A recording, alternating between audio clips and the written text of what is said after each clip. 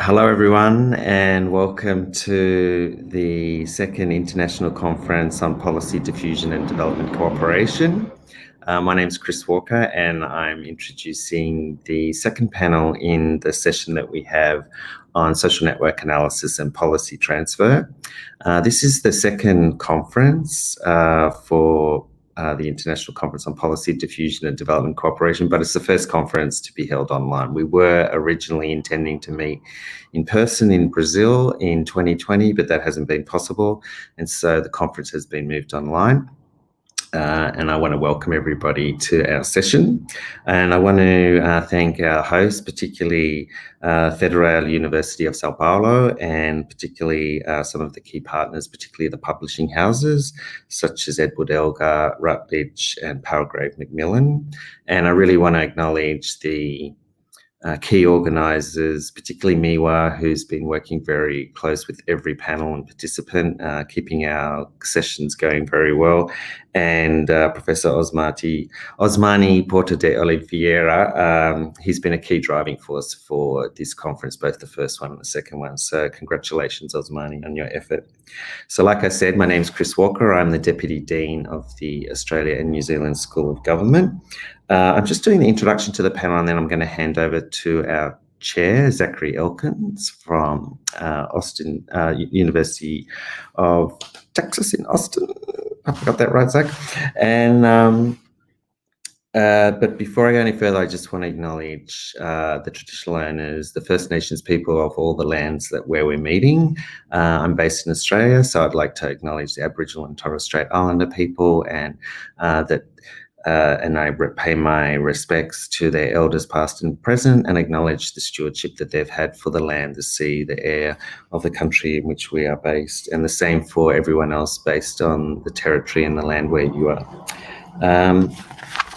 So this, like I said, this panel is policy transfer and social network analysis, and the aim of our panel was to explore how social network analysis or understanding networks of actors could contribute to the study and research of policy transfer. So we're interested in those relationships between key participants and actors, but we're also, and what that tells us about policy, but also we're interested in the methodology, like critiquing the method of social network analysis or network development and analysis to understand its value in giving us further insight to the phenomenon of policy transfer and how ideas travel around the world.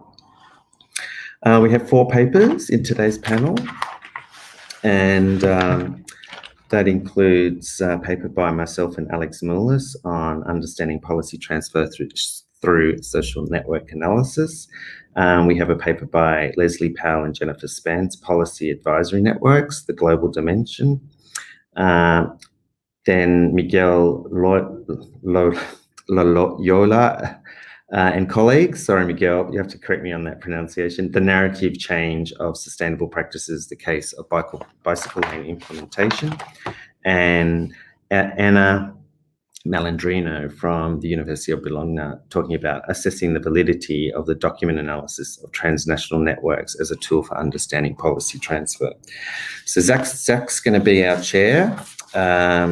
And each paper will present for about 15 minutes, and then Alex Moulis is the discussant for our panel, and Alex will be asking everyone some questions.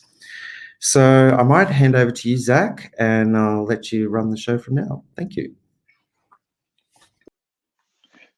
Great, thanks, Chris. Really is exciting to be part of this panel. And so I think all the organizers, and like Chris, I truly wish we were in Sao Paulo, but this is a close substitute. And it's kind of nice to patch people together from various parts of the world. We are going to have 4 interesting papers, I anticipate, and a 15-minute presentation. We'll hold our questions to the end and do them in aggregate fashion then. Chris is right. By way of introduction, I'm going to ask the panelists to introduce themselves.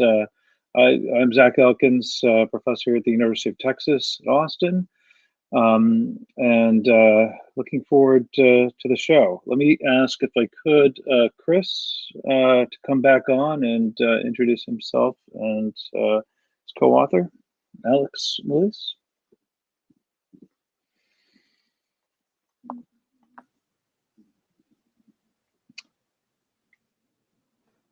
Hi there. I'm going to, because I'm the discussant, Chris is mainly going to be presenting our paper.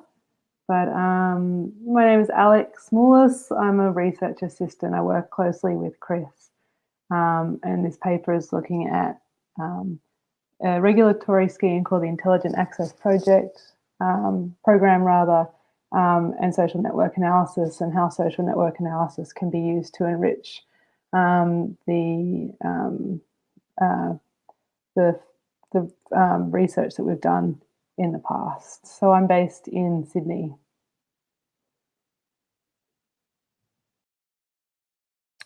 Hi everyone, I'm Miguel Loyola. I'm a PhD student in the University of Sydney in the Business School, and specifically on the Institute of Transport and Logistic Studies. And happy to be here and sharing a bit of my research and actually exploring some of the ideas with you. Looking forward for the rest of the session. Hello everyone, I'm Anna Malandrino. I'm a postdoctoral scholar in public policy at the University of Bologna in Italy.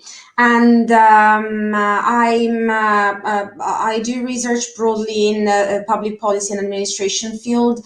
And among my research interests are transnational networks, transnational cooperation, policy change, and administrative culture. And I'm looking forward to this, to the contributions in this panel. Thank you.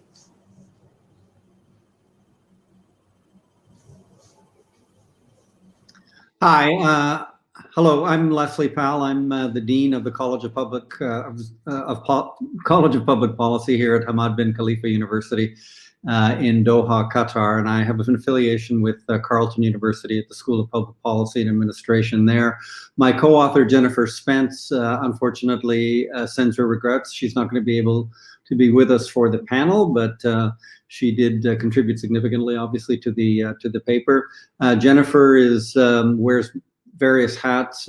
She is teaching at Carleton University, and she also is a research director for the Arctic Council. Excellent. I think we have the world pretty well represented, and it's nice to see the lights of Doha behind you, Les. So we're going to go in this order: Chris and Alex first, then Miguel, then Anna, and then Leslie, and again questions at the end. So without further ado, Chris and Alex. Thanks, Zach. Thanks very much for the introduction. I'm just going to share my screen, everyone, and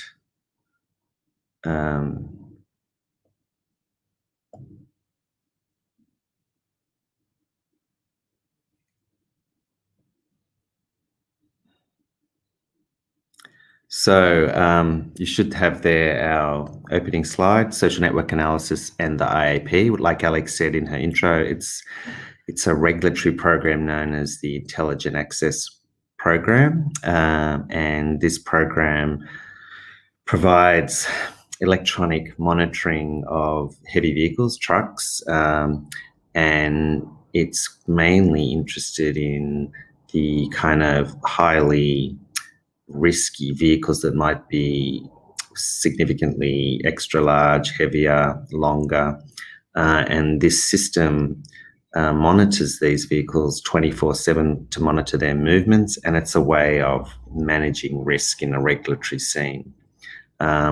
We're interested in researching the network of actors that are involved in this regulatory program, and what we've been studying is the transfer of this policy idea that developed in Australia, which is a country that's highly dependent on the movement of goods by the trucking industry. We don't have a strong rail infrastructure system that you're probably more familiar with in Europe and the US. This regulatory program was seen to be of interest to some of the challenges of monitoring and looking at the practices of extra large vehicles in Sweden. And there's been an exchange and interest of ideas between the Australian regulators and the Swedish ones, and we've been studying the transfer of that idea. So this paper looks at the trying to use the tool of social network analysis to understand policy transfer. And so I'm going to just walk through our methodology and some of the sociograms, and the first chart I've got here gives you an indication of what they look like, to try and get a sense of what this might tell us about policy transfer. So I'll just speak briefly about the research focus. I want to introduce the idea of social network analysis, and then talk you through some of the sociograms that we've generated and make some comments on some of those findings. So we were interested to use or test social network analysis methodology to understand policy transfer. And we were kind of inspired by, well, not kind of, we actually were inspired by a paper that Les Powell and Jennifer Spence published in 2020, where they looked at social network analysis around events. And we thought that would be an interesting methodological approach to look at policy transfer in a case that we were familiar with. And so our research question was looking at, how does social network analysis of a transport policy transfer between Australia and Sweden, what does this reveal about the transnational policy transfer process? The methodology, social network analysis, I've got a bit of a definition there, but it's kind of focused on relationships between actors. And then the method sort of suggests that it's the way actors are connected that's important to study. So we've been, in our method, which I'll talk to in a minute, trying to identify actors who might share or exchange information about this particular policy. And one of the strengths of social network analysis is the sociograms, because they provide a visual representation of how these networks might appear. And what we found in our work, talking to particularly the policy practitioners, the people that we interviewed, they were particularly fascinated with the diagrams, and that gave them quite a analytical and sophisticated insight to the sort of field of work that they were involved in on a practical basis. So I just want to speak briefly about the methodology. The methodology that we applied was very time intensive, and we were really lucky that our interviewees were prepared to spend a lot of time with us and come back and review the material. But it's presented here as a sequential process. And each interviewee was quite a significant data collection exercise. And from them, we were asking them questions to identify actors that were sharing information specifically around the Intelligent Access Project. And then we were asking them to, first we did a massive kind of whiteboarding of who might be involved, and then how information was shared and who was sharing that information. And then we generated an Excel spreadsheet with all the actors and whether they were connected for this particular policy or not. And then from that, we generated sociograms. And what we would do, we would then have a kind of a validation exercise by going to the next interviewee, explaining our project, presenting the data, presenting the sociograms, and asking them to kind of validate and confirm, but also add to the database that we had. So incrementally over time, we developed more and more data, building on the initial one from our interviewee 1, and then interviewee 2, interviewee 3. Each of our interviewees were really key actors within the policy scene. They were either leading the policy program in its development or had a national perspective, but we really were lucky in sourcing actors heavily embedded in the process.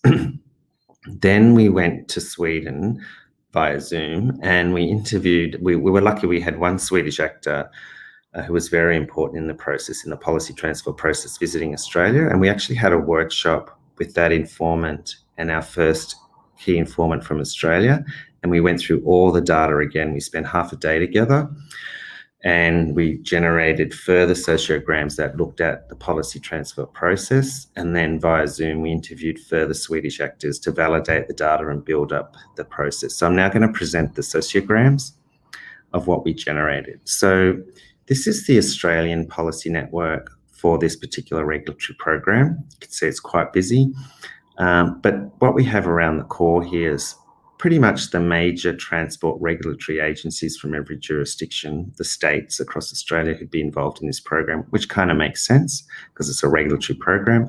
And then on the exterior, we've got more of the industry associations that would be involved or have an interest in this program. So for us, and particularly when we went back to our informants, they were really surprised about the density of the network and the interrelationship between particularly the regulatory agencies. So there's quite a dense centre there. When we apply a measure of degree centrality, which looks at kind of the highest number of interactions that you might have with other actors, would increase the size of the visual representation of that actor. So this largest one here is Transport Certification Australia, which is the key regulatory agency that promotes this program. Hence, it makes sense that it has the largest visual representation. But the others tend to be, as I said, other state-based regulators who have an interest in the program, and how they both, what we find here, they connect heavily with each other, but they also connect with industry associations. So there's the program has high levels of representation and participation from industry in its development. So when we again spoke to actors, they were really impressed that this level of connection was going on in the program. They didn't really have a visual insight to how they saw it operating. So that's the Australian network. When we brought in the Swedish network, we were able to plot, this is the Swedish side on the left here, and then we've got the Australian side on the right. And we can see, this is in social network analysis, what they'd call a bow tie diagram, where there's a central actor connecting both sides of the party. So for us, if we're looking at policy transfer, we're interested in who is really facilitating that transfer between each of the jurisdictions, Australia and Sweden over here. And what we found interesting is, as with our previous studies, that naturally the key Australian regulatory agency that manages the program plays a central role in connecting. But we also saw other participants, and this is a telematics provider that does the 24/7 monitoring of vehicles, was quite active in also connecting between Australia and Sweden. So if we look at degree centrality again, the size of the icon is determined by the number of interactions you have with different actors. Naturally, you can see that bow tie diagram really being emphasised. But again, the industry role in connecting between Australia and Sweden is quite interesting. And again, when we spoke to our key informants, they were really surprised that there were other players in the process, but also kind of how dependent policy transfer in this case was on one central player. We tried to test that by removing the key central player, that large node. So just to show you this player here, we did another sociogram without that actor involved. And we can still see the bow tie structure, but there is another participant, a private telematics firm, connecting both sides. So there was an interest from both our Swedish counterparts and the Australian ones that regulatory policy and discussions about it in a policy transfer context is not just happening with regulatory agencies, but you have private kind of intermediary actors also very active in that transfer of knowledge. And there's a consultant that's actively working between parties here, and this firm that's involved in the business of tracking vehicles for regulatory purposes. So just to sum up, in terms of time, the findings, we thought that the diagrams were very helpful in illustrating the dynamics and the complexity of the sector. It became very stark and evident about how the actors interact. We were able to very precisely identify actors, sort of central actors in the process, but we could also see the multiple interactions between actors. And our key informants, they were very surprised about the density of the network and that the interaction. And that kind of told us, if I can go back to our very first slide, this told us that whilst on a policy transfer context, this agency here is responsible for connecting both sides of the parties, like from Australia to Sweden. In a domestic context, they're actually kind of a policy shaper. They're kind of shaping the interaction of actors, not determining the interaction of actors. They're playing a facilitating role. If we took this agency out of this network here, the network would still sustain itself. So again, when we were presenting this to our informants, they were very interested in how it gave an insight to the nature of the way policy interactions were occurring through networks. Still, the sociograms are kind of a point in time. It's difficult to plot the kind of ever-shifting nature of networks, and we are dependent on individuals' knowledge and recall. And to help us kind of work with those potential shortcomings of the methodology, that validation process that I explained earlier, we felt was really a good way to confirm if we had the right mapping of actor interactions between parties. So we felt that that was important. But again, our diagrams don't talk about the quality of those relationships and the frequency, and certainly you can do that in social network analysis. But based on the time that we had, we found that that was going to be quite a particular challenge. So that brings me to the conclusion of the presentation. I'll stop sharing my screen there, Zach.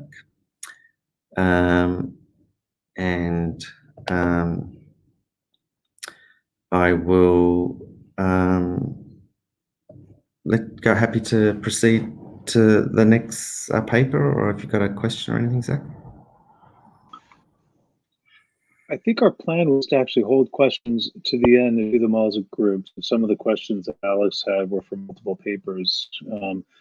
Wonderful presentation. I love the photo at the end. If you hit this sign, you hit that bridge. So nice way to leave it, Chris. Look forward to hearing more about that. Our next paper is from Miguel Loyola, who I will now pass the torch to right now. Miguel? Great. Hi, everybody. Let me just share my screen. And let's start this. So here we are. And can you see the presentation now? Yes, I will take that as a yes. So let me just do it again. Okay, so hi everybody. What I'm going to do is that I'm going to tell you a bit of my research, and it's the narrative framing of cycle length implementation.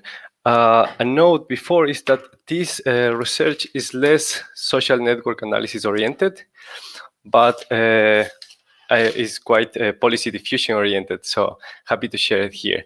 What I'm going to tell you is this is more or less an overview of the study. So I'm understanding the implementation of cycle lengths as a policy process, and through a public policy framework, I investigate the role of narratives on this process because I want to answer two questions. How do different groups frame this process, and what are the implications of this framing? So there's a bit of the rationale of the study. Why do we want to implement cycle lengths? We know of the benefits of active travel. I don't want to expand here because of timing, but basically this is a bit of like why we need cycle lengths and why are they important. And well, there are several studies showing the benefits of active travels, but we need to provide this cycle length so people actually will use it, because mixing it with cars is just simply not safe.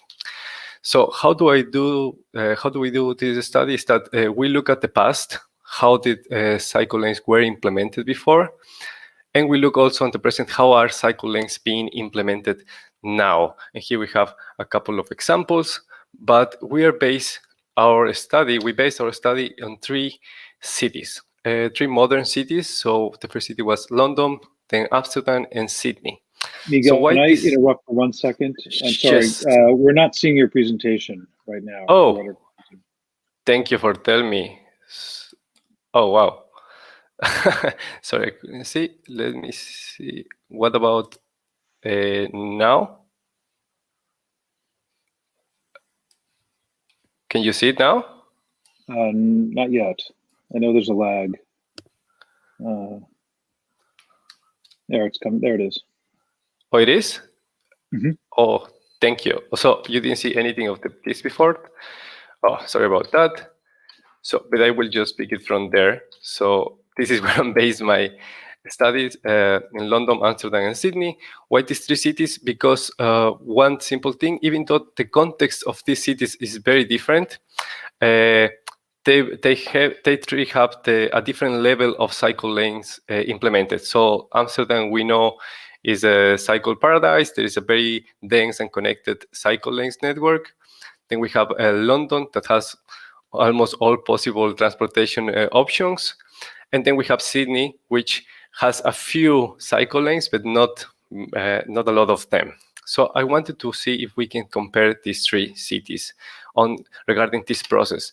And the way that I wanted to study this process is through narratives. Why? Because narratives is a significant part of understanding any cultural, political, or institutional process. Why? Because narrative is how we communicate things, right? So a bit more defending narratives. Narratives have been widely used in research from psychology before. On the last years, we have economics, but it's on the public policy analysis where I'm basing my research. And in public policy analysis, the narrative policy framework, the one in the upper right corner, acknowledge the cycle lanes implementation as a process. So we can actually compare the way this policy process has been implemented. So this is one example of the narrative policy framework. I will call it NPF because it will just take me too much time to keep saying it, the narrative policy framework from now on. But what it does, the NPF, what it does is that it identifies policy narrative elements that are utilized by policy actors. So it acknowledges that all narrative have narrative elements, and that by understanding these elements, we can understand these narratives. Here we have an example on a frame. So I'm not going to go through all the details of the framework because it will take me too long, but there is one thing that I do need to make some emphasis, is that narratives can be understood by its form and by its content. And I'm going to tell you what do I mean about that. What the NPF tells us is that there is always a form and a content. By a form, it acknowledges that there is certain elements that are always going to be present. So these are setting, characters, plot, and moral of the story. The setting is, where it happened, when it happened. The characters is like who has been affected, who is the victim, who is the bad guy or the villain. It can be a bad policy. Who is the hero? It can also be a good policy, or it can be also actors. The plot is how these characters interrelate between each other. And then the moral of the story, which in this case is always the policy solution. That's one way to understand the narratives. The other way to understand narratives is content. What is content is refers to what the story is about. Basically, what the content do is that the content informs the form. So what is this telling us is that the beliefs, it can be explained. The narratives that people said, people acknowledge, can be understood by a belief system theory, like cultural theory, cultural cognition, or in the last years, moral psychology with Jonathan Haidt, or another way that explain our narratives, or the narratives people say, is that they have been used as a strategy. So some narratives are created with a purpose. They have to persuade, to recruit, to do something. So a narrative can be created because you really feel it that it is, or it can be created because you wanted to say this and you want to achieve something. So that's important.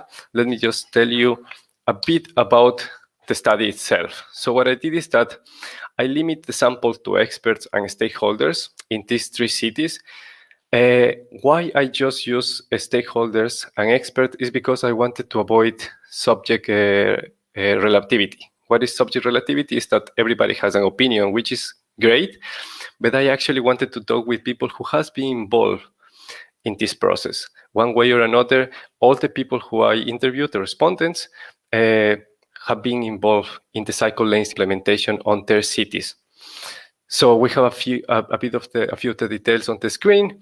I don't need to read them, but I do want to tell you that, for example, because I did this study before COVID time, so actually I get to do it face to face. And I traveled to these cities, and something to acknowledge is that for the identification of the interviews, we have academic partners. We had academic partners in the United Kingdom and in the Netherlands. So how do we do it? Is that we make very simple and straightforward questions as is recommended by the NPF. So for example, we ask, in your experience, referring to cycle lanes, can you describe the obstacles during the implementation of sustainable practices? So with these questions, as you can see on the slide, we're framing the setting, then we're talking about the policy issue, we're looking for the villain, and we're talking again about the policy issue. And we did the following question, what are the measures to mitigate these obstacles? So basically, we're looking for the villains, and we're looking for the obstacles and for the solutions for the implementation of this process. And this is what I did in our 34 semi-structured interviews. After we conducted the interviews, what we did is that we made a triangulation of the results. Why we did a triangulation? Because I needed to validate them. I needed to see if these narratives were actually true, if other people have acknowledged these narratives. So we use scientific publications from books and journals, and from non-scientific publications, we took into account newspapers and government reports. So after we have validated all of our narratives, we conducted a reflexive thematic analysis, so we can identify patterns of meaning in our dataset, and we can provide an answer to our research questions. And we follow the principles of Brown and Clark in 2006. So again, not going into detail about that because of timing, but this is more or less what we were expecting. Why is that we were expecting this? Is because this has been documented already. So if you see on the upper side of this slide, we have a setting, we have characters, plot, and moral of the story. And then we have, this is our narrative. The moral of the story will be the implementation of cycle lanes. We knew because of documentation that, for example, in Amsterdam in the 60s and 70s, there were a lot of protests to stop car accidents where kids were dying and the development of main roads through neighborhoods. There were also the oil crisis. And finally, after all of this, cycle lanes were implemented. And that's well documented. We also know that in the last years, for example, in London, through the political will of several mayors of the city, cycle lanes have been implemented. And this is more or less what we were expecting. But because this is social science, that's not exactly what it happened. So after conducting our thematic analysis, it was interesting that what we found is that the stakeholders or the respondents in Netherlands, they address the cycle lanes implementation as a cultural issue. Some people, because I was talking with professors and experts, some people, they did told me how it happened before. But when I asked them, what is the obstacles? They told me, no, actually, this is not a problem. You're addressing it like it's a problem, and this is part of our culture. Actually, this is something good that we have. So they portrayed the cycle lanes as a cultural issue, not as a problem. While the people in the UK and Australia, they actually said, this is the problem for cycle lanes. These are the solutions that we think that we have for cycle lanes. So a couple of people, they did say, this is also a cultural issue. But basically, everybody who I interview in the UK and Australia, they have a view regarding cycle lanes. Like, why is this happening and why it cannot happen? And why is this? What is the solution? So that allowed me to separate my narratives. And that is basically the results that I have. But what can I conclude from that? It's interesting. First of all, answering my first research question is like, how do different groups frame this process? We can see that the respondents in the UK and Australia, they frame it as an ongoing problem. And the respondents in the Netherlands, they frame it as part of their culture. And you'll say like, okay, that's very simple, but why is this important? What are the implications of this framing? And this is why I try to answer on my research question number 2. So I'm trying to answer these questions from 3 perspectives of the cycle lanes, basically, of the NPF, sorry. So the narrative form, from the narrative form, what are the implications this? Well, the first thing to acknowledge is that the process of cycle lanes implementation is a complex process. It cannot be seen as one single narrative. There is no such a thing of that, you know, the same elements or same settings of a narrative are going to be repeated in different places, which is, again, interesting and points to different places. For example, we have several studies that are telling us that the way that people are considering policy stories is what is determining how wicked, I don't know if I'm pronouncing right that word, is this process, you know, how complex is this process. From the perspective of narrative content, this is when I think the research can be interesting and the implications can be more meaningful, is that implementing cycle lanes open doors for policy makers to use them as a strategy. For example, the respondents in the Netherlands promoting a nation branding image as an egalitarian society using the cycle lanes implemented as an example of it. So why is that? I think that is important is because also the respondents in the Netherlands, they told me, you know, we were not like this. We used to have a car problem as much as any place in the world. And then we solved it. And now we don't see it anymore as a problem. And I think that is using the narrative as a strategy, not just seeing like this is who we are, but it's like this is what we can do. And the third point, and I am really happy to hear if you have comments and questions, is about a meta-narrative that is, you know, a narrative of narratives.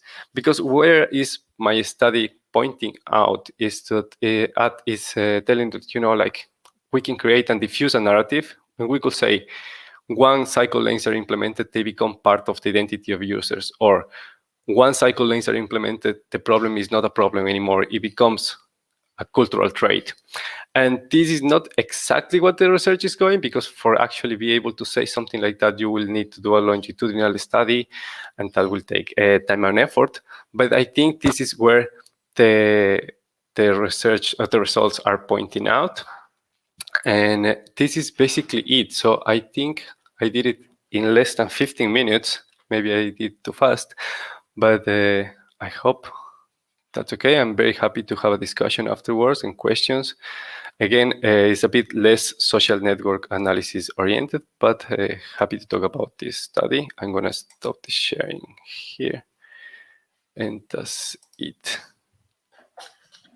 Thank you very much, Miguel. You're perfectly on time. We appreciate that. And you're right. We're now hearing from a more diverse set of methods, from social network analysis to narratives. And I, for one, really look forward to unpacking that and understanding that a little bit more in your analysis. Of course, there are some commonalities. We've moved from trucks to bikes. And now we're going to hear from Ana Malandrino and something altogether different. Ana, take it away. Thank you. So I'm going to share my presentation. All right. I guess you can see it. Okay, so today I'm going to present this research on the validity of documental analysis of transnational networks as a tool to understand both policy learning, understand and predict policy learning, and also administrative cultural change. So this is a methodological study, an entirely methodological study based on two non-methodological studies that I conducted previously. So the goal of this study is to assess the potential of triangulating qualitative and quantitative text analysis with not only with social network analysis in particular, but in general, but more in particular with document-based social network analysis. So in a way, this paper complements Chris and Alex's paper, and is a methodological reflection on what is the potential, what are the benefits, and also what the difficulties are of achieving this triangulation. So I do this in particular with two case studies that I conducted before, based respectively on qualitative and quantitative text analysis.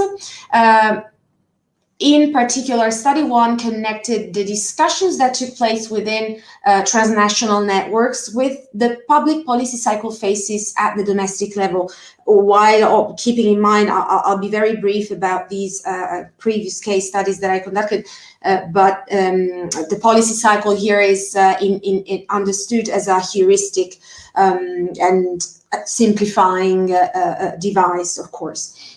So the subject of the analysis was the employment thematic network set up under the aegis of the European Commission, made up of actors like labor and social policy ministries, public employment services, trade unions, non-governmental organizations, training institutes, and private companies from 16 EU member states. So we are in a European Union polity. And the goal of this network was to discuss best practices and activate mutual learning dynamics, basically, on social and labor policies. And the method that I used for this previous study was a qualitative examination of network meeting documentation including presentations, meeting minutes, texts that participants in the meetings were asked to read before the meetings themselves, plus a few, like 5 interviews with key informants, which complemented in turn the analysis, but were not the core. Okay, they were useful, but were not the core of the data that I analyzed.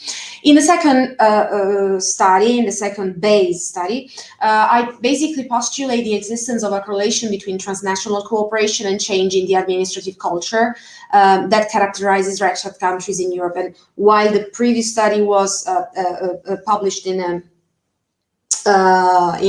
journal which is called Social Policies, Politiche Sociali. This one is still under review, and basically takes the Bologna process in the higher education policy field and intergovernmental cooperation as the context of the analysis, and demonstrates this correlation between cooperation and change in the administrative culture of the participating national administrations. The method that I used here was quantitative analysis of the documents adopted within this intergovernmental context. So the method that I use here in this methodological study takes events as focal points of network activity, in the words of Paulo and Spence, but also starts from assumptions of time and cost effectiveness in that document-based analysis of desktop research. That desk research is usually less time costly than interview-based research. So I decided to try to complement this qualitative and quantitative document analysis with document-based SNA. And while conducting the social network analysis, I used meeting minutes in the first case and meeting attendance lists in the second case. So this is study 1 plus SNA. So I enriched study 1 with the social network analysis. And this is the matrix with an overview of practice sharing in ETN meetings. With in the first column, we can see the speakers, so the countries that contributed the practices, and in here you can see the receivers of the practice, so those who participated in the meetings where these countries were respectively giving their contributions in terms of practices, in terms of information, in terms of details about national projects underway. And from the matrix, I generated several sociograms. So this is the most basic one, which is based on the basic algorithm of UCNet. And it shows the engagement of ETN members in experience and idea sharing during network meetings. So at the edge of the network, you can see the countries that participated less, so in fewer meetings, while at the center of the network, you can see the countries that participated the most. And also here, it's very clear how the direction of the arrow indicates whether the country was a receiver or a contributor of a practice or an idea or project or other information. This is another sociogram which emphasizes degree centrality.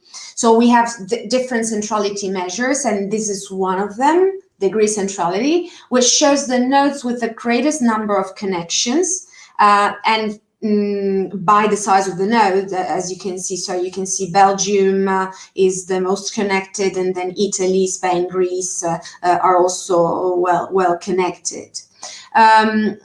This is a sociogram highlighting eigenvector centrality, another centrality measure. This time it shows socially influential nodes due to their proximity to nodes with high degree centrality. So it's basically a mediated influence, in mediated centrality. Here you can see the sociogram emphasizing betweenness centrality, which is a very interesting concept because it emphasizes the nodes that bridge less connected parts of the network. You can see, for example, Belgium is key in connecting, say, Hungary, Slovenia, Finland to the other countries that are more engaged in the network. So this is how instead I complemented study 2 with social network analysis. So you have this matrix that shows the co-attendance at Bologna follow-up group and Bologna follow-up group board meetings. And the numbers here are indicate the number of meetings that were co-attended by the countries. In this case, we only have one sociogram because from the data available, I could only generate one sociogram, and it shows co-attendance at Bologna follow-up group meetings and board meetings. So here, what matters is not as much the position of the nodes within the network, but the thickness of the lines connecting, of the ties, to use a technical word, connecting the nodes. So the thinner ones have a lower frequency, and the thicker ones have a higher frequency of co-attendance. So in general, SNA makes it easy to highlight the intensity and type of relationships between organizations because SNA can make this information visually available. On the other hand, when it's document based, and so this is specific to document based SNA. Especially if based on internal documents, which is in theory a good idea, because it goes straight to the core of the context change, the contents of the cooperation. But there can be problems like presence of duplicates, so you have to sort of the data collection can be a little bit time consuming, and documents might not be immediately available because overall these documents are not originally conceived to be analyzed in research. Attendance lists are not conceived to be analyzed by researchers, for instance. So overall, we have a lot of benefits when triangulating qualitative analysis, qualitative research with social network analysis. So SNA contributes to making differences between states emerge, as we have seen. Ascertaining who contributes policy ideas if we conduct this kind of analysis, so if we focus on that aspect of the analysis. Identify which are the countries that engage the most in the network and therefore in policy learning or potential policy learning.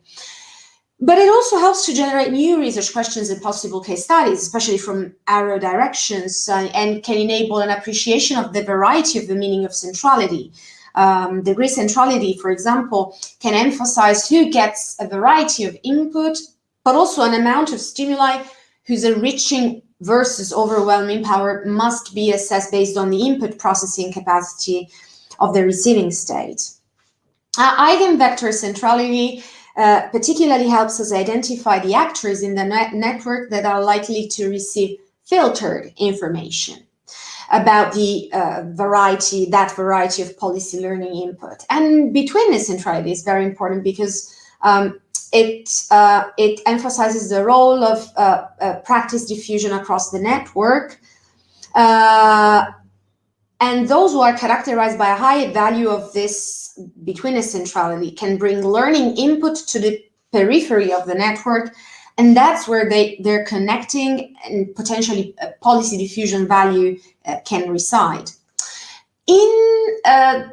Concerning the second study, so quantitative analysis, it's the benefits are fewer. So when differences between network members are assumed, as it was in this case, as the main subject of the study, SNA, what can it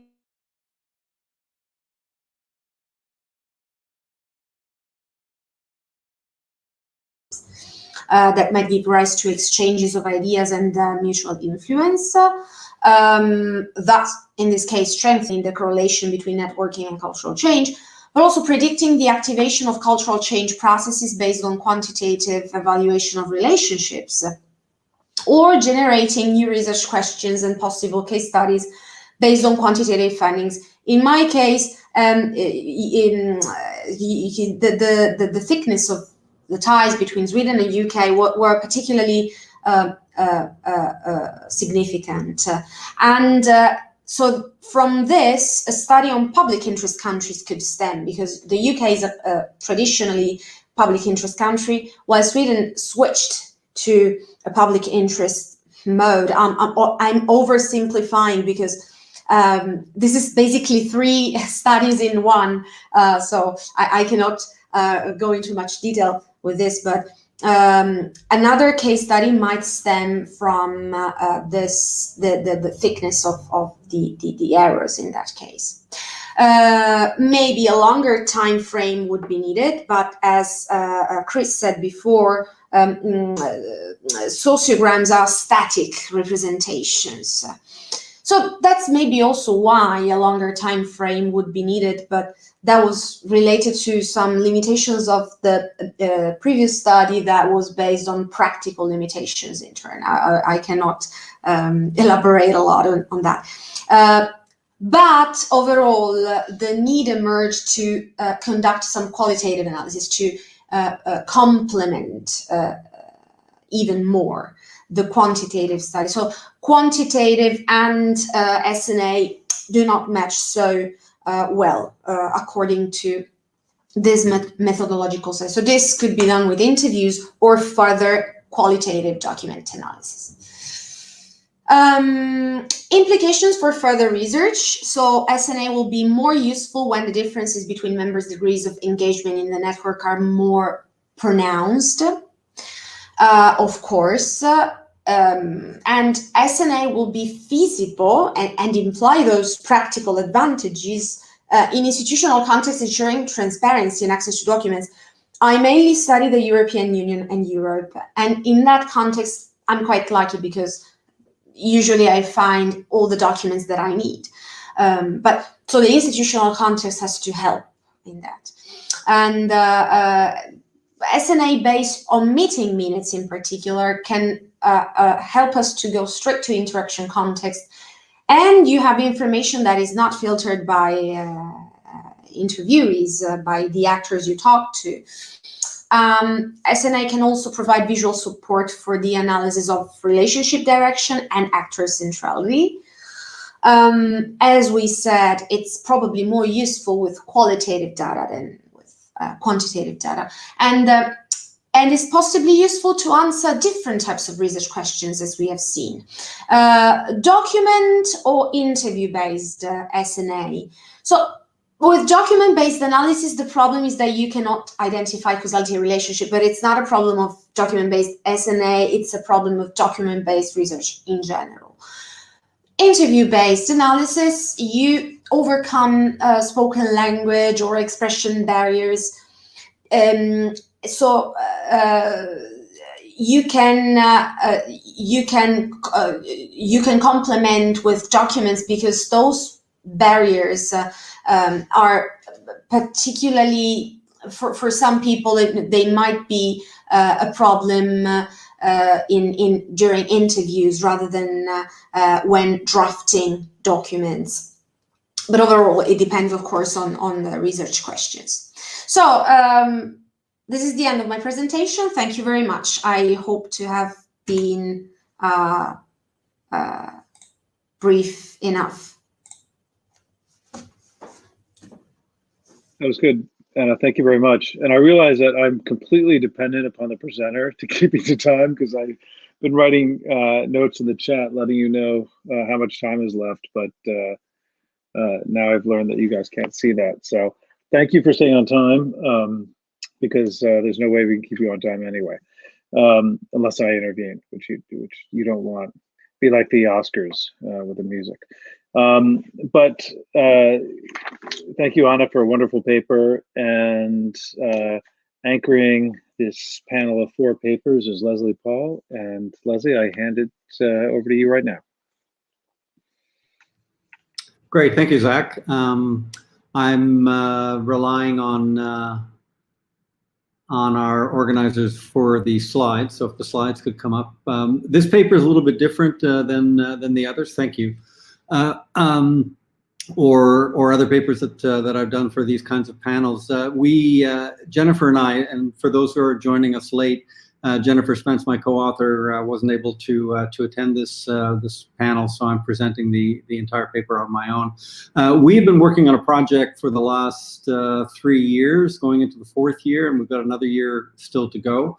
So we've produced quite, and I'll describe in more detail what that project is about in a moment. But we've been, writing papers and doing research on it for the last 3 years or so. So we thought we would take this paper as an opportunity to harvest or assemble some of the conclusions that we've drawn from probably now upwards to 10 or 11 papers, either published, written, or in the process of being written and submitted over the last 3 years or so.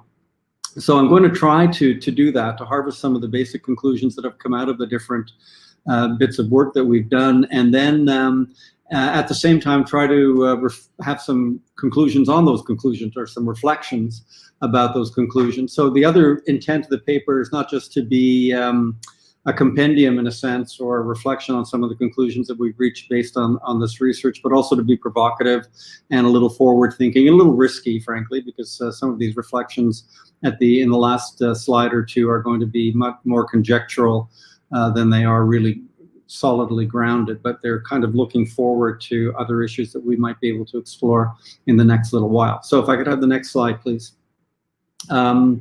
This project, as I say, has been underway for about 3 or 4 years, and it's on global policy advisory systems, and it's anchored in 3 different sets of literature. The first is on policy advice in Westminster systems. For the political scientists in the audience, that's quite a well-defined, reasonably self-contained literature on advisory mechanisms in ministries, with NGOs, think tanks, ecologies of generating advice within domestic political systems. And there's a very significant weighting of that work on Westminster systems, just for a variety of reasons. But all of that is basically focused on domestic policy advice. There's a second literature on policy capacity and policy advice that comes less from the public admin side and more on the policy side, and it's looking at capacity issues, knowledge background, abilities of advisors in government. And then, of course, there's a global public policy literature, and as an adjunct or an aspect of that is the diffusion and the transfer literature that, of course, we're all familiar with and working with. Now, when you look at these 3 sets of literatures, they don't interconnect particularly well, even though they're all dealing with roughly the same kinds of issues, which is a transfer, movement, and diffusion of ideas couched as policy advice. And the policy advisory literature does make a little bit of room in the so-called second wave of studies, a little bit of room for global or transnational institutions, but in most of the conceptualizations of advisory systems, that the global or transnational link or dimension is buried somewhere in the bottom, quadrant of the overall topologies of different advisory actors and networks and systems. So this project over the last 3 or 4 years has tried to triangulate amongst those 3 areas and look at policy advice as it's generated through global institutions and mechanism and networks, which is the key subject matter of our panel today, and networks, and then how that links to and is important for domestic policy making or policy advice at the domestic level. So we're trying to connect these literatures and link them through global policy processes, advisory systems, and networks, and begin to reflect on some of the impacts that these global systems have on domestic policy making. So next slide, please.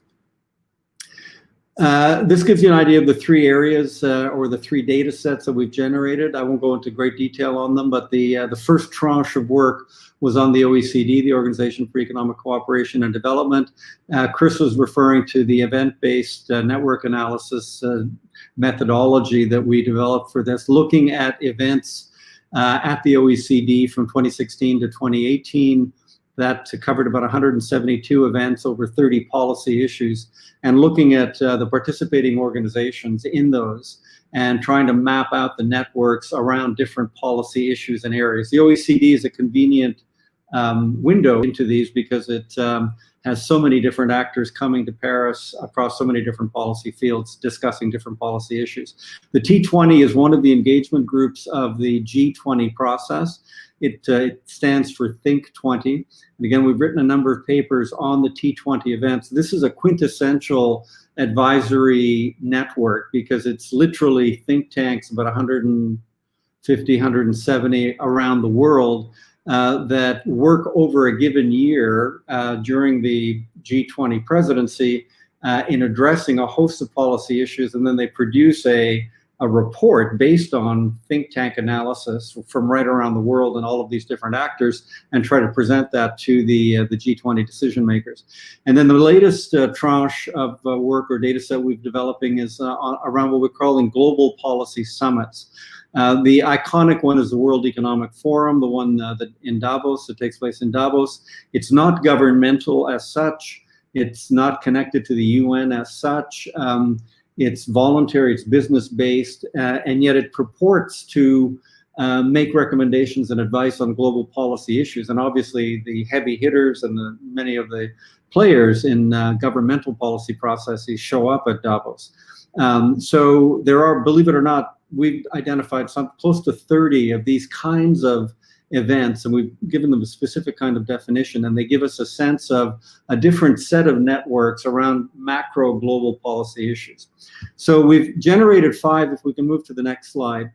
I have 5 sets of conclusions that I was going to draw on, but I'm looking at my time and I've only got about 8 or 9 minutes left. So let me move through these, and you'll forgive me if I have to move through them very quickly, but I'll just try to pick on some of the highlights. The first one is on global policy issues. It will come as no surprise to this audience that we've concluded that there is such a thing as global policy issues. But there's an interesting quirk or interesting wrinkle to this. What we've discovered is, given the sheer variety and scope and range and number of networks of policy advice, we've realized that almost anything and everything can become a target of global policy advisory systems and networks. Chris's paper at the beginning, Chris and Alex's paper, is an interesting illustration of that. Transport networks, you would think in a sense, are a highly domesticated policy arena or policy issue. It's about trucks moving across a sovereign space. And yet, as Chris and Alex's paper illustrates, there are international advisory networks and systems between Sweden and Australia, in this case, that are discussing transport issues. So just magnify that across a range of policy issues, and no matter how small or apparently highly domestic, these issues can get entangled in global policy advisory systems. Second set of conclusions has to do with actors and networks. The short conclusion there is, one, that there's a lot of diversity, a huge amount of diversity, in looking at the data sets, particularly the ones we generated from the OECD. There is a strong core, nonetheless, very similar to the argument that was made again in Chris's paper about if you extract some of there are core nodes in these bow tie shaped networks, and there's a strong core of governmental actors, but they're nonetheless supplemented by a galaxy of NGOs and non-governmental organizations as well. And that's all I'll say about that. Strong core of government actors, but a wide galaxy and very dispersed networks of non-governmental actors as well. Next slide, please. Third set of conclusions have to do with the role of international organizations. Again, this will come as no surprise, but the core of the networks is made up of international governmental organizations, not just international organizations. So the international governmental organizations do hold a central place in most of the nodes. They have a central node in most of the networks that we were studying.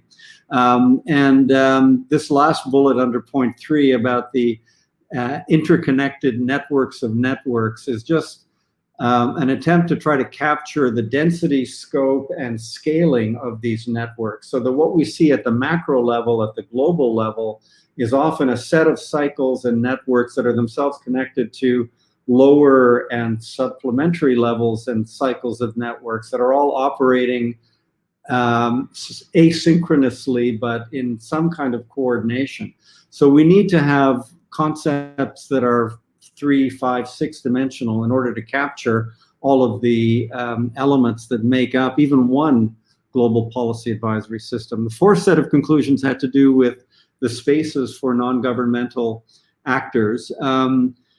The usual explanation for the inclusion of non-governmental organizations by global policy advisory systems, which are themselves dominated by international governmental organizations, is legitimacy. You bring in a lot of non-governmental actors to heighten the legitimacy of the organization or the network. We make an argument in the paper, I'm not going to be able to go into detail, that there are some supplementary rationales as well. The concept force multiplier and the policy force multiplier were perhaps the most interesting, and they simply imply that, or suggest that, while international global policy advisory systems are well known for generating ideas, and often fresh ideas or innovative ideas about policy issues, but generating one idea one time is not going to give it sufficient traction to really dominate discourse within a policy field. So you want to multiply you want to multiply the force or impact of that concept, and you do that by using or having non-governmental organizations as a wider range of network partners who can then spread the gospel, as it were, in their multiple networks of networks of networks. So concepts get force multiplied through these networks, and NGOs are a particularly important contributor to that. Next slide, please.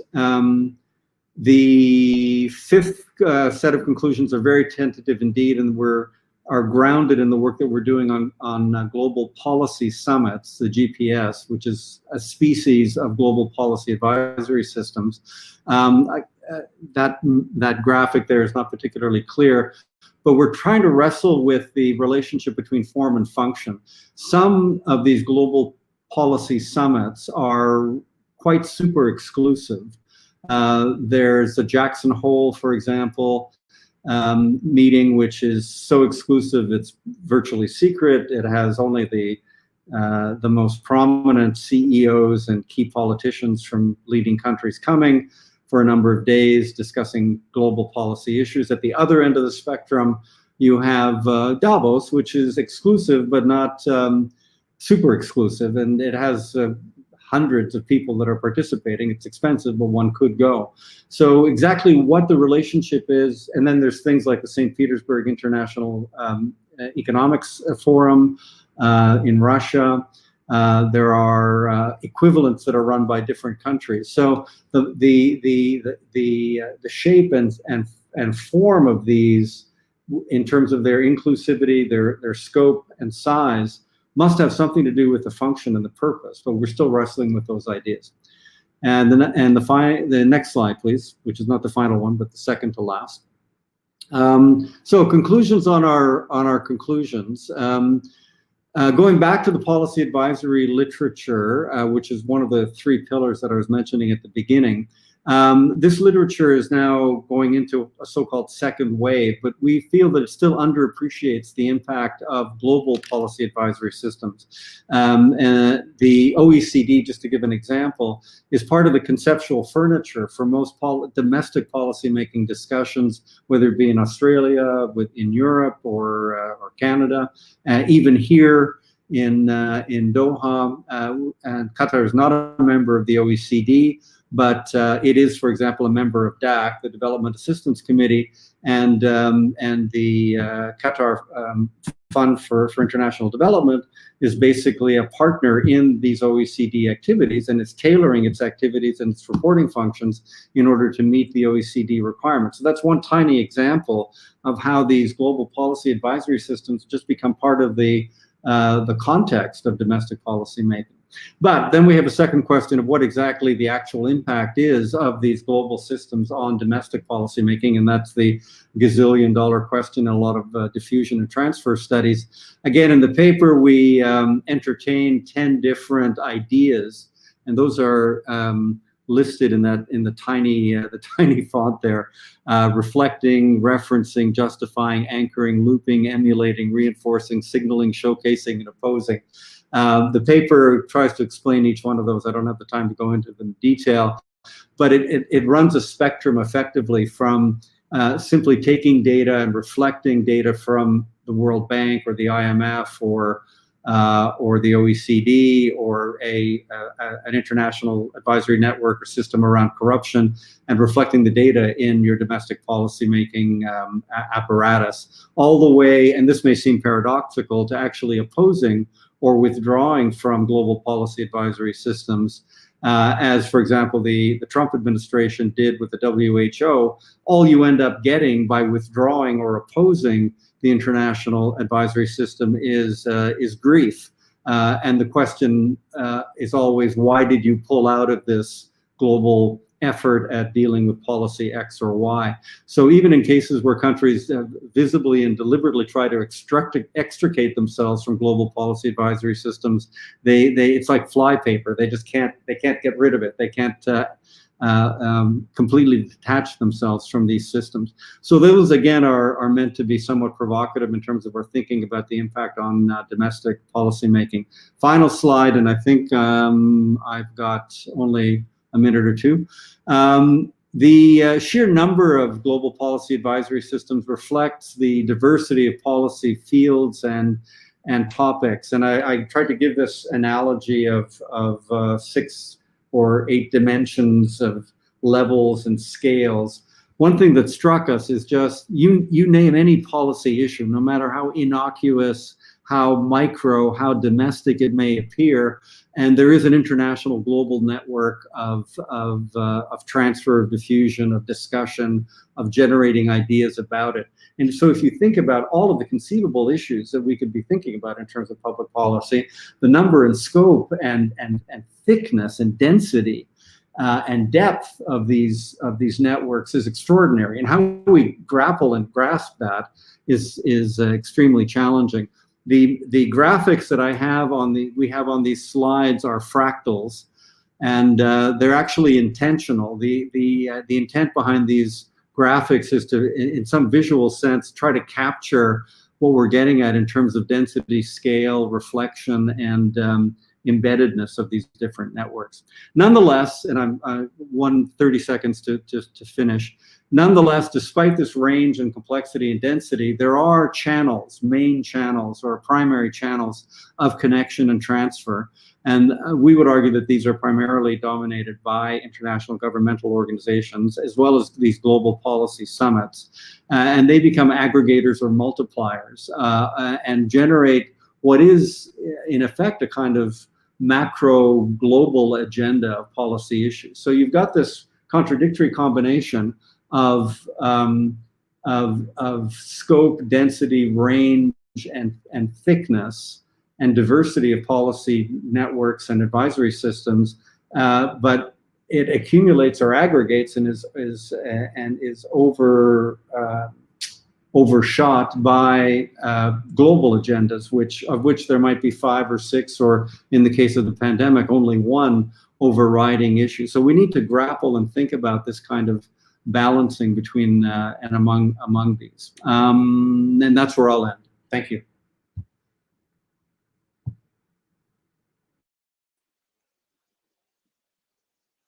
Thank you very much, Leslie. It's really wonderful to hear that kind of summary and overview of the project and where it's gone over the years. Okay, so we have quite a lot to talk about, and I'd like to call on Alex Moulis, who's our designated discussant. Yeah, thank you. Thanks for that. They were, yeah, really interesting presentations, and there's a lot of variation in topics covered, but also quite a bit of crossover. I mean, Anna and Les, you're looking at how transnational and international policy arenas and groups and forums affect domestic policy making and administrative change, and you're both looking at events for analysis of networks. It's interesting to see Les, you and Jennifer's paper about events coming up in Chris and Anna's papers as well, and your own, of course. Miguel, your paper also is taking an international perspective on how policies differ in different states and why that may be. And of course, Anna and Chris, you're both researching the potential of social network analysis in enriching policy research into policy transfer and policy learning, and looking at how you can use social network analysis as a tool for triangulation. So it seems like you've got some similar findings. Because there's a few crossovers, some of my questions are for multiple panelists. We've also got a question from Laura and from Miguel. So maybe I'll ask a few of mine and then pass it around. Zach, I know you want to ask some questions as well. So my first question, Anna, you talk about opting for a synchronic perspective in your sociograms over a diachronic perspective. Chris and I did a similar thing, even though all of us are looking at a multiple year time frame. Can you please both comment on how you think this choice may impact on your analysis and the results of the study? Les, you may want to comment on this as well. Yeah, thank you for your question. So in my case too, in both the triangulations, basically the time frame covers multiple years, but it's synchronic in the sense that the sociograms basically count all the data available throughout this time frame as one picture, as one synchronic picture. And I also, I thought about how social network analysis could be conducted with in a more dynamic, in a more diachronic environment, with a more diachronic perspective. I think it would be I think it would be quite difficult to do that. So if your question is how taking a synchronic perspective impacted my research results, actually, the studies were synchronic from the beginning. They weren't diachronic, except for the second study, which also had also covered a short time frame in a diachronic perspective. But simply the social network analysis, I did not find it useful for analyzing diachronically.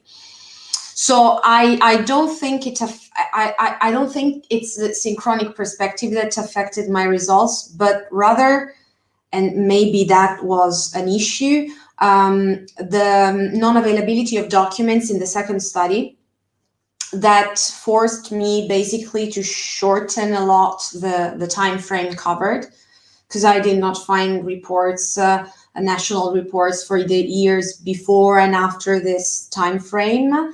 And that did affect the results of the study. Yeah, great, thank you. Chris and I came across some similar obstacles, I guess, in our study. Chris, do you want to comment on that at all?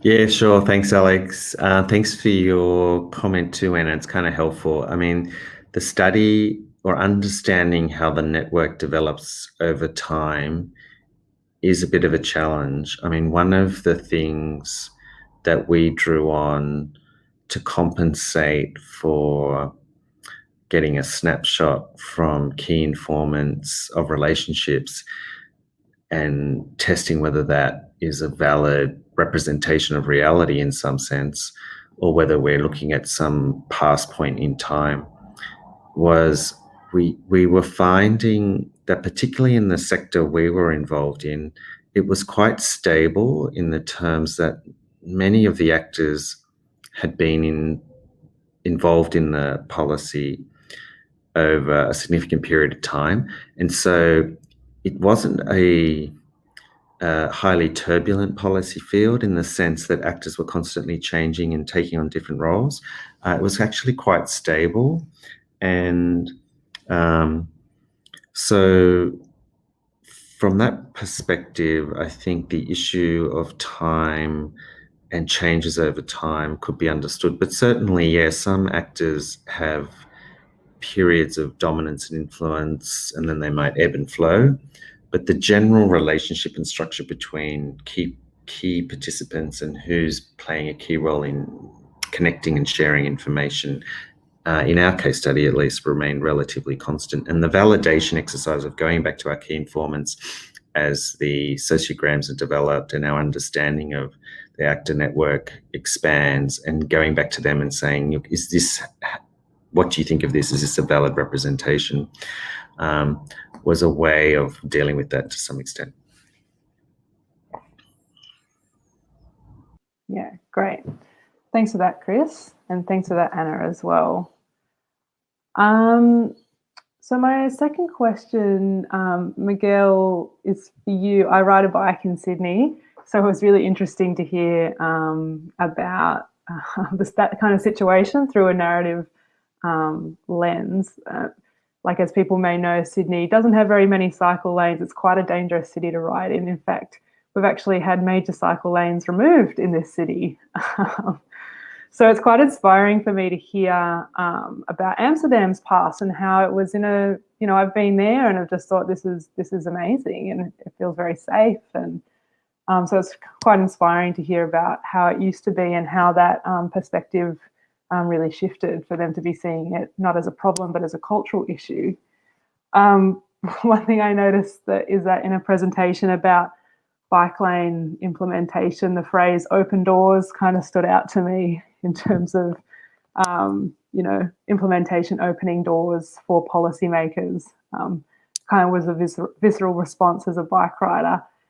So my question, because we're kind of talking about networks, is about how you discuss framing as an important aspect of public policy research. And I'm wondering, how do you think, if at all, the networks that the stakeholders that you interviewed, the networks that they're based in, how they may influence the perspectives on the implementation of bike lanes. Hi, Alex. Yeah, that's a really interesting question, because that's maybe how I was planning to start my research. You know, like I was thinking to do like, okay, if Amsterdam did it like this, how London did it, and now how Sydney is doing it, and you know, we can just find it through networks. But what I found it interesting is that I found it hard to address it through networks, because some political decisions are taken, you know, just because the mayor of the city, for example, really pushed for it, and he's the mayor and he was in control. That was the case of London.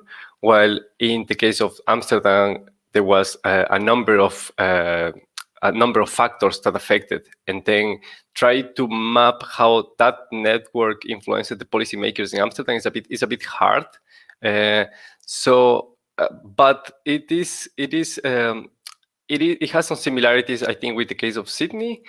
There is not just one person here, like it happened in London. There is not one person who is pushing for it and who is in power. Especially, like I won't say that you know, the people in control of the governance of transport, they are really pushing for it, but they are supporting now. So they create a new department and they are creating this network. So the city of Sydney is very strong on cycling policies, and the Transport for New South Wales is also pushing for it. So you can see that now they are connected, and it will be really interesting to try to find similarities with the case of Amsterdam, but there are some challenges there with the language and with timing, because I don't know how well documented was that by that time. But it will be an interesting place to approach it. Thanks for the question. Yeah, interesting. And it will be interesting to see how, even now with COVID, that will impact on policies around bike lanes, because it is a, you know, if people are trying to avoid public transport, and that means that they're getting in their cars, obviously that's going to cause problems. So bikes actually present a really good alternative in that kind of scenario. My next question, and then I'll pass the microphone to other people. Les, you mentioned the difference in your paper between a network architecture perspective and a network building perspective. And the former perspective may view actors on the periphery of a network as less important than central nodes, and the latter consider these actors as still being useful, as it is important to have a diverse set of participants. Anna, in your paper, I think you make a similar point when you discuss the betweenness centrality measures and the brokerage function of nodes that connect less connected nodes to the network. So rather than seeing less connected nodes as less important, they appear to be essential to the functioning of the network. So can you please both comment on the potential impact this network configuration can have on processes of policy diffusion and policy making?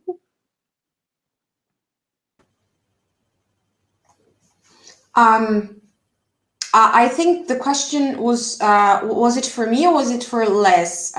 Because maybe for both of you, really. So okay. So thank you. Well, as I also said during the presentation, I do think that the role of betweenness centrality is strong in networks. Can be strong. Of course, the extent to which, so I think that social network analysis and the sociograms showing these different centrality measures are useful, including betweenness centrality, can be useful for as a starting point for the for further analysis of how that betweenness role, if I may call it so, can actually develop. So I think that in my case, for example, Belgium had a high betweenness centrality value because it connected less central nodes like Slovenia or Hungary to more connected nodes like Greece or Italy or France. And the extent to which and the content of this intermediary role should investigate it as a separate research question, I think. So by means, for example, of interviews and further also documental research of a qualitative kind. So I do think that they can have nodes characterized by a high between centrality value can be really important, but the reasons why this role is important has to be these reasons have to be investigated with further research.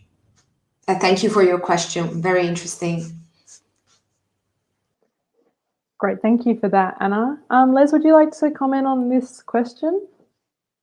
On it, maybe without using the language necessarily of social network analysis and betweenness and such of nodes. That's more Jennifer's area of expertise and her contribution to the overall research project. But let me come at it from the point of view of who's involved in the networks. I mean, if we can think of these networks as being very densely organized with a very strong and tight core of actors versus ones that are more dispersed and which typically would include a wider variety of actors. Like what's the logic of one versus the other? We do have, in the work that we've done, we do have examples of advisory networks or the global policy summits that are extremely exclusive. They are very tightly organized around core nodes, and if we want to use network language, or core actors. And in those instances, the function of or the aspect of legitimacy that and who can legitimately participate and should legitimately participate in that network is highly isolated or focused on the quote importance or centrality of the person's, actors, organizations to that issue. So the really tightly organized ones that might have a few hundred people will have captains of industry, presidents, prime ministers, Nobel Prize winners. So there's something about contiguity or closeness and familiarity with and control and power. Let's be blunt, power. And it's quite plausible to have a very tightly organized network that's very dense and not dispersed. The opposite, where you've got a much wider range of actors and greater diversity of actors, often non-governmental ones. The logic there seems to be, and this is what we touch on in the paper, legitimacy defined in a different way. So legitimacy defined in terms of the lived experience of people that may be the targets or subjects of those policy issues. So that's where bringing non-governmental actors or citizen representatives or people on the ground who can bring their lived experience to the table becomes important. Legitimacy in that respect then is something that's beyond expertise and isn't contingent on expertise. It's contingent on being affected by an issue. Or expertise can be defined more broadly in terms of research expertise or the science that somebody brings to the analysis. So depending on how legitimacy is defined, you can have very different configurations of networks. And what I'm fascinated by is the networks that are extremely diverse and broad, that still have this kind of central weighting with core nodes. And what is the logic and what is the purpose and the function of having these widely dispersed networks? And the paper tries to address some of the potential reasons for that. That's great. Thank you. That is very interesting to think about. Of course, the different lenses that you can look at a network through, depending on what you're, wanting to understand. Thank you both for answering that question. I'll pass over to Laura now, who's watching on the YouTube channel. So I'll read out Laura's question. So this is for Chris and myself. Did you also look at policy documents or other sources for triangulation, as Anna and Miguel did in their studies? What are the limitations of relying mostly on key informants? That's a really good question. Definitely we came across some obstacles with that. Chris, do you want to have a go at answering, and I'll add on anything else? Yeah, sure. Thanks, Alex. Thanks for the question, Laura. So no is the short answer. We pretty much relied on our key informants, but because we were kind of re-prosecuting a qualitative study we'd already done where we looked at documents and interviews and tried to be kind of more comprehensive about the policy transfer process, we wanted to really focus on and test the SNA methodology. So we kind of relied on our background knowledge, I suppose, to supplement our understanding of what's going on, but also the validation exercise that I mentioned earlier, that we constantly went back to subsequent interviewees to say, does this represent to you a kind of accurate representation of what's going on in this policy sector? But yeah, certainly if we had the time and the resources to then cross-validate with documentation would help. But in terms of building networks and understanding who shares information with who, that's the key question we were asking, which actors do you engage with in the sharing of information around this policy issue? Some of that would be difficult to capture by documents. We wouldn't be able to get the core. Like, it's a bit like Anna's discussion. She had minutes of meetings where you had formal constituted committees where participants got together, and therefore you had formal documentation of that connections. But we were trying to build even a bigger and wider picture, so people just sharing information through ad hoc interactions and things like that. So, good question.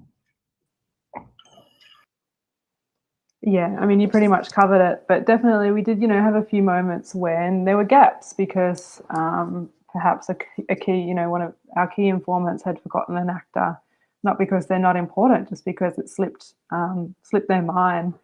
So that was picked up largely as far as we know, was picked up in our validation processes. And like Chris said, in our previous research, we'd attended meetings in Sweden, heard discussions of who everyone was talking about, who was literally at the table, was physically present at the table. So we did have some background knowledge, like Chris said, to validate the network that was being documented through the interview process. But I think definitely, Anna, looking at your, hearing your presentation, reading your paper, bringing in something like documental analysis will be, I think, quite a valuable triangulation tool, just to have a look at, some kind of official documents as well, I think will be good.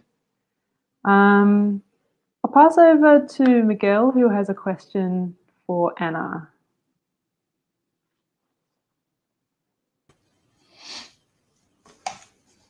Can we go to Miguel?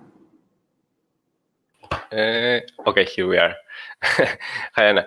By the way, really nice presentation. One of the things of doing these conferences online is that you cannot applaud, But anyway, it's not at the core of your research of what you present, but you did mention it, and I wanted to know because there is some relation with what I have been thinking on doing, and also there is some relations with Zach presented last week, I think, when he talked about language and different languages and constitutions. And you mentioned about best practices on the higher education field. And I wanted to know if you actually, if there is some kind of convention for these best practices when it's considered to be a best practice, because you tackle a few countries, and I tried to do it in transportation, but it was kind of tough because apparently not all the countries consider best practices the same. So I wonder if there is such a thing as a convention of best practices on the higher education field, or how do you address that? Thanks a lot for your question, Miguel, and for appreciating my presentation.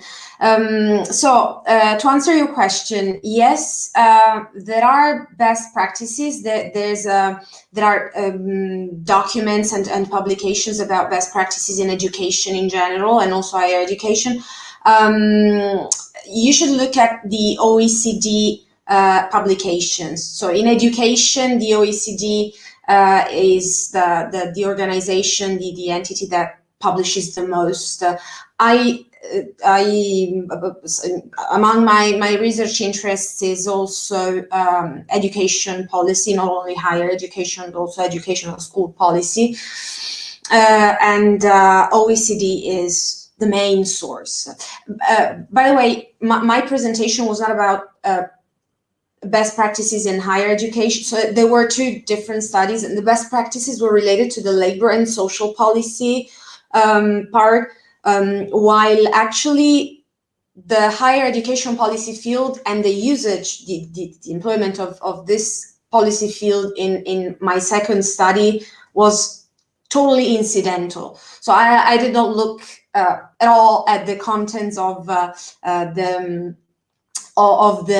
exchange, of the cooperation, because I was looking at a different feature. I was looking at cultural change in the original paper. I was looking at administrative cultural change, so completely different. And the reason why I chose this cooperation, intergovernmental cooperation context, the Bologna process, was that it was the only intergovernmental cooperation experience and the only policy field in which I had both transnational reports for the examination group and national reports, internal reports for the control group.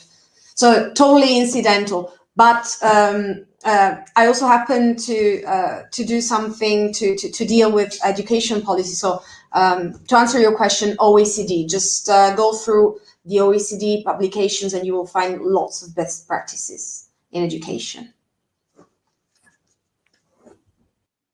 Great. Thank you for that question and that answer. Laura has another question for Les. Les, how do you capture the dynamic nature of global policy shifts and changing actors and networks? Alex, could you repeat that? I didn't quite catch the first part of it. Sure. It is, how do you capture the dynamic nature of global policy shifts and changing actors and networks? That goes back to the question about diachronic and synchronic analysis. I was thinking about this as that discussion unfolded. Well, I mean, one way of doing it was to look at the same networks in the OECD over time. So we were tracking, to take one example, anti-corruption. So you've got an anti-corruption network within advisory system within the OECD, and we were able to look at events and meetings that they had. That same network defined through its affiliation with the OECD as the core node, and see what the issues were and track the network. And again, Jennifer did more of the social network analysis, so you could do that over a period of 2 or 3 years and see what the issues were, who the actors were, who were participating, and see the configuration of the network. So that's one way of doing it over time. That's probably, I mean, the other thing that was of interest, well, looking at the T20 as another example, I have an inclination, and I kind of enjoy looking at the historical evolution of networks and trying to understand where they came from and why. So some of the digging and some of the research that we did around the T20 did involve attending a few of the sessions, attending some ancillary events and activities that they had, doing interviews with key informants, trying to draw as much as possible on the documents to get a narrative of the evolution of the T20 from 2012, when it was established as a formal engagement group, and then trying to understand its activities and its evolution and its maturation over time. I mean, that was something that I was thinking about in the previous discussion about diachronic and synchronic. When you're looking at the evolution of networks, and Chris mentioned stability. I mean, what are the characteristics that we're looking for over time with networks, and how would we know whether they're evolving, changing, and what the directionality of that change is? I mean, what would increasing stabilization of a stable network over time look like, and what would an evolving network look like, or a maturing network look like? All of those questions can only be answered by introducing a variable of time. I don't know what the answers are to those questions, but I think those are the sorts of things that we want to be wrestling with. Yeah, great. Thank you for that. Yeah, so I'm just wondering what that would look like in terms of, say, layering, having different layers, which represents different years, for example, of how the network shifts and changes. And what you were saying before about, say, if we're looking at legitimacy, whether that's something that has come up on the agenda of saying, like, you know, this network or this forum needs to appear to be engaging civil actors more, let's bring in more NGOs. So seeing how something like that would affect over time that network. Yeah, it's interesting to think about. Actually, that makes me think, yeah, so Chris, in our research, you know, we're focusing on a domestic policy, which Les, you touched on in your presentation, and how this domestic policy was transferred to Sweden. And we haven't considered so much the influence of global policy advisory systems in our research and the possible influences this will have on the transfer process. Chris, do you think this perspective may add any further insights into our research? Thanks, Alex. Yeah, that's a good question. Actually, I think listening to Les's presentation, it kind of reminded me a couple of weeks ago, like, because we've been engaging with some of the transport actors in Europe, there's been a group from the Netherlands, Germany, and Sweden who have been talking to us about our social network analysis work in policy transfer, because they're trying to understand the challenges of implementing the same regulatory program as a transnational policy within Europe. And I think this is where something like the work that we're doing kind of connects with the kind of global policy advisory kind of groups or networks that Les is talking about. And so it's interesting, they're asking us, why was this program so successful in Australia? How did it work in transfer to Sweden? What do we need to do kind of from a network basis or almost institutional basis to try and progress the development of this sort of policy within a European context? So, yeah, I think we're seeing, just through happenstance, I think that our work is connecting to a global network, and the extent to which it might move into a more institutionalized or formalized policy advisory system, I think it's incremental, but certainly what the work we're doing and the interest from Europeans, and they're bringing that to their kind of European networks of road agencies, is the beginning of that structured engagement, I suppose, with the global policy advisory system that Les is talking about. And that's probably the next paper. So thanks. Yeah, when I was reading the paper and listening to that presentation, I had a similar thought of this is something that we should definitely consider. And one, just while we're talking about your paper, you and Jennifer's paper, something that struck me as well was you're talking about how ideas and policy agenda items that come out of the GPASs, how they become conceptual benchmarks often in domestic policy and the information flow that way. But I also wonder about the information flow into the global policy advisory systems. You know, of course, something that will be discussed in a global forum will often have been discussed in a domestic setting for decades, if not centuries. Something that I think about is something like conversations around Indigenous rights and how those conversations have been happening for so long in a domestic setting, a long time before, say, something like the UN makes a declaration on Indigenous rights. So I also wonder, just about the information flow into the GPASs as well as out of. That's not really a question, it's more of a comment. Les, you want to ask a question? Well, let me quickly respond to that point. Yeah, I think you're absolutely right. And we haven't really grappled with that as well as I would like, which is this kind of looping phenomenon where ideas can be generated in global institutions or global advisory networks through the institution. So the OECD and the World Bank and other players could come up. Anna mentioned her papers about education, but the OECD and PISA, the Program for International Student Assessment, they kind of dreamt that up in Paris at the OECD, and then it spread globally and has become a benchmark for domestic educational policymaking. But Alex is completely correct that it can go the other way, and the Indigenous example is excellent. So exactly how to capture that and how to understand the looping and the cycles and the way in which ideas where they start and where they migrate and how they loop and connect with each other. I think that brings in that element of time as well. We're not just taking a single snapshot, but trying to understand the flow and the rhythms of ideas as they move, which leads to the question back to Chris's comments. I was wondering whether, one indicator of the development of a network is a kind of, I'm just making this up, but like transfer creep.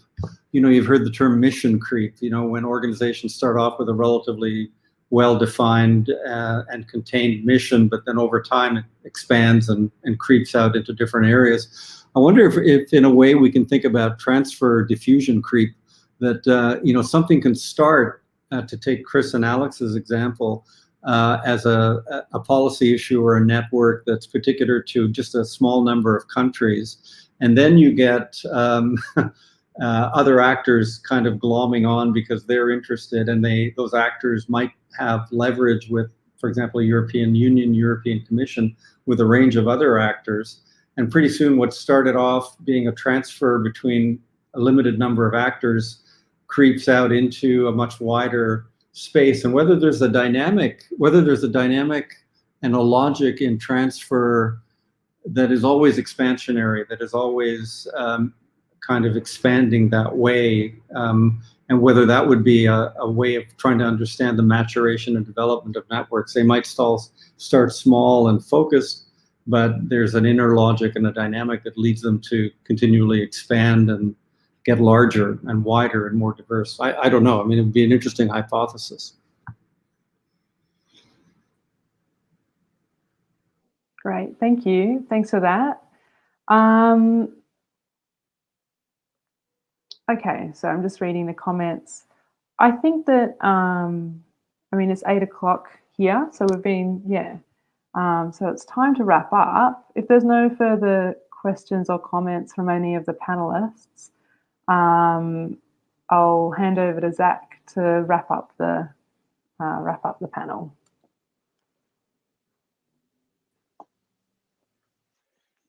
Great, thanks, Alex.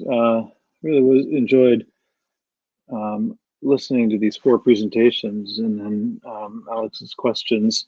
And just to wrap up, I would say that one thing that struck me just listening to these 4 is that, of course, abstractly, it's really fascinating to analyze the flow of ideas and to describe the network. And then I think probably one thing that we didn't get a chance to discuss too much, either the paper or the discussions, are the policy areas themselves. And so, for example, it would be fascinating to learn a little bit more about the drama and intrigue that goes along with some of the narratives about construction of bike lanes in each of these 3 cities in the context of Miguel's work, or, for example, in Chris and Alex's work, to hear more about these transport networks with respect to trucks And I think that's where actually we generate some theory and some questions and some reference points to think through the description of these networks a little bit more. So that might be something we think a little bit more about, and that applies to Anna and Leslie too. I mean, I think these are all wonderfully theoretical approaches to these questions, and it's just going to be interesting to hear about the policy areas a bit more. And one final thought is something that comes out of Chris and Alex's work is that they actually confronted the informants in their network with the network themselves, and apparently the informants were somewhat surprised to see that, and it would have been interesting probably to hear what they expected, what the informants expected the network to look like, and why that was surprising. And also I have to note that that probably intervened in the research question right away, just confronting a member of the network with the network probably leads them to think about contacting other members of that network. You'd have to think in the same way that when whatever social media network sends you a friend suggestion, obviously that changes your outlook. And in some ways, they, Chris and Alex are sending them friend suggestions, I would think. Anyway, let me leave it there and just say thanks to everybody for participating in this. A great set of papers, and I think we all look forward to seeing the next iterations of them. And thanks to everybody in Brazil and Miwa, who's been running the show behind the scenes here, for making all the trains run on time. So on behalf of everybody here, thank you very much, and look forward to staying in touch.